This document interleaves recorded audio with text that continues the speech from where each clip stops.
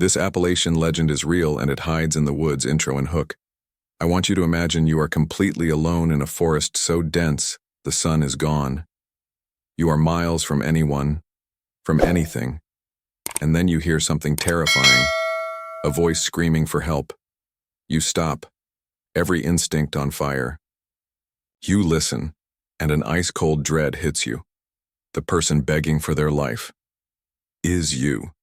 This isn't a prank. This is a real legend from the Appalachian Mountains, and we're going to find out just how terrifying it is. This is the craziest story you will ever hear.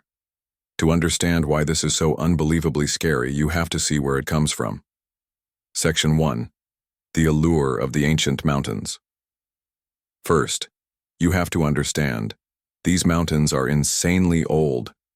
I'm talking 1 billion years old. When dinosaurs were alive, these mountains were already ancient. They've been pushed up and eroded down over and over for nearly 500 million years. They are literally the backbone of the continent, a place that has seen everything. And that crazy.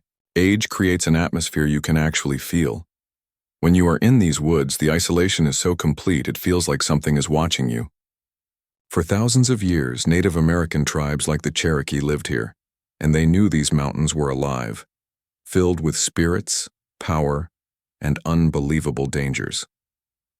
Their stories weren't just stories. They were survival guides for a world where monsters were real.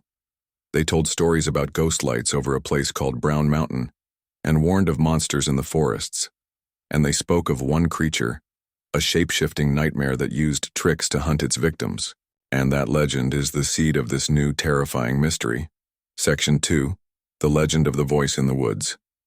The Cherokee told a legend about a monster called the Utlunta, or Spearfinger, and she was basically indestructible. Her skin was made of solid rock. When she walked, the entire ground would shake. They called her Spearfinger because her finger was a literal spear made of rock, and she used it to steal her victims' livers. I am not joking, but her ultimate weapon was even scarier. She was a shapeshifter. She could look like your best friend or a sweet old lady. Her deadliest trick was copying voices perfectly. She would call to kids using their own grandmother's voice to lure them into the woods. Insane, right? It was a massive warning. Don't trust strangers and never trust a voice if you can't see who it's coming from. But today, the legend has gotten 100 times more terrifying. Hikers and campers are telling a new story. They aren't hearing their grandma anymore. They're hearing their own voice calling for help. This is a next-level psychological nightmare that takes the old fear and makes it so much worse. Section 3. The Story. The Camping Trip. So, we have 4 friends. Liam, the guy who thinks it's all fake. Maya, who believes the stories. Chloe, the expert planner, and Ben, who's scared of everything. They went camping deep in the Nantahala National Forest, the exact place Spearfinger was said to hunt. Before they even got there, an old man at a gas station gave them a crazy warning.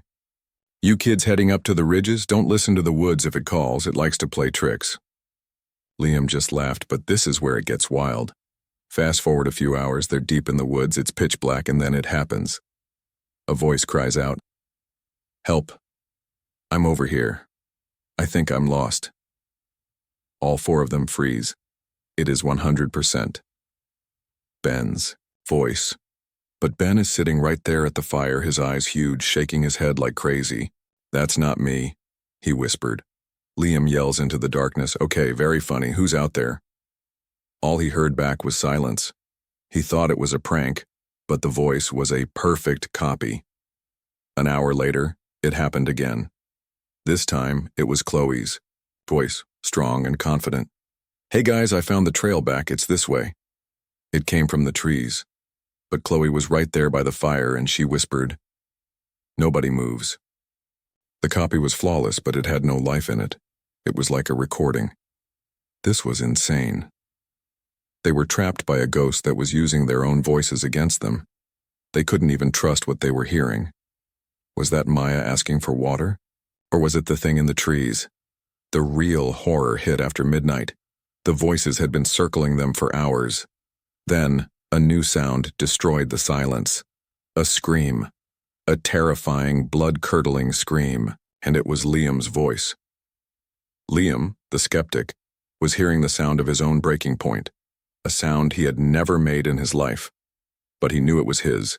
It was the sound of his own death. He literally stumbled backward, his face white. The thing in the woods didn't just know their voices, it knew their deepest fears. They stayed up all night, back to back, listening to this thing mimic them, crying, pleading, and laughing. It was pure, psychological torture. Section 4. The psychological.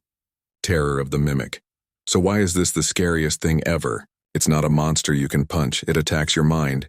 You know how weird it is to hear your own voice on a recording? It sounds all wrong. That's because you hear your own voice differently than everyone else does. Now, imagine a monster is using that strange version of your voice to hunt you in the dark. Hearing your own voice call for help from the shadows weaponizes your identity.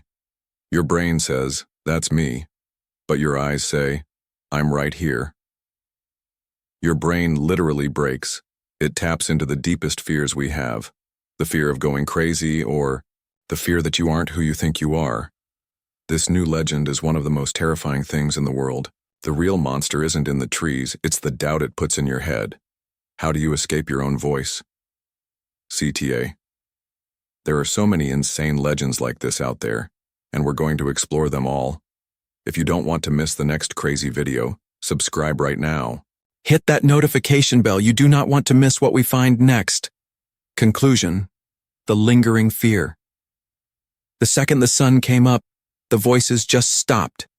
Exhausted and completely broken, the four friends grabbed their stuff and ran. They didn't say a single word to each other. They just hiked out, looking over their shoulders with every single step. They never found out what attacked them. Was it the ancient Spearfinger monster with new tricks? Was it something brand new? A creature people are calling the Appalachian mimic? Or was it just the power of the billion-year-old mountains literally making them go insane? We will never know. The legend doesn't give you answers. It just gives you this one warning. The next time you're deep in the woods and you hear something familiar, you better be 100% sure it isn't your own.